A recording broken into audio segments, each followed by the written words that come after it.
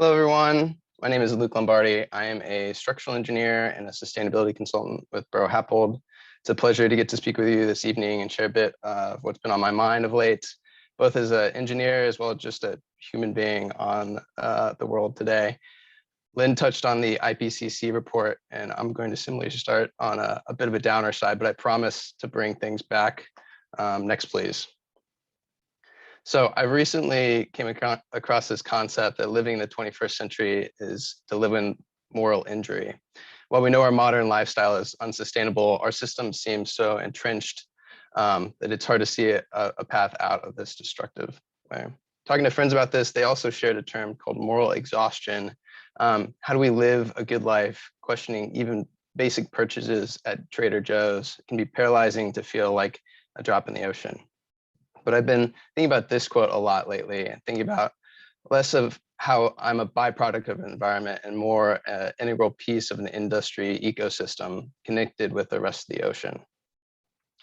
So after that somber start, we get to the SpongeBob part and the main thesis of this 3-minute talk, which is turning paralyzing climate angst into fun action with friends, or as Joy as Angela framed it. I really liked that. My experience lies in building materials, and these are often made with really carbon-intensive processes. So the groups that I'm a part of try to bring to light these systems and how we might lessen emissions. I've done this through organizations like the Carbon Leadership Forum, interdisciplinary group originally out of the University of Washington. In 2020, a small group of instigators started a local hub. We have monthly events and have had facade specialists, concrete contractors, university researchers, all sorts of folks join and share their experience and why embodied carbon is important. And this month, we're looking to have our first in-person meeting ever. Structural engineers are also organizing. The SE 2050 program started as a challenge by the CLF for structural engineers to reduce the carbon footprint of their projects to net zero by 2050. In a year and a half since launching, we now have over 75 firms contributing to a central building database and publishing public action plans. Anyone can learn from these action plans, and the database will be used to help set critical industry benchmarks. Then, at a local level, the Southern California Structural Engineers Association is also taking action.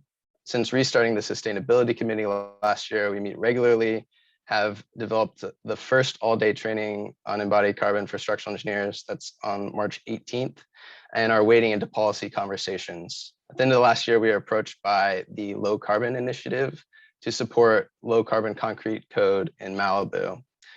So we've been working with the city on that to engage local stakeholders.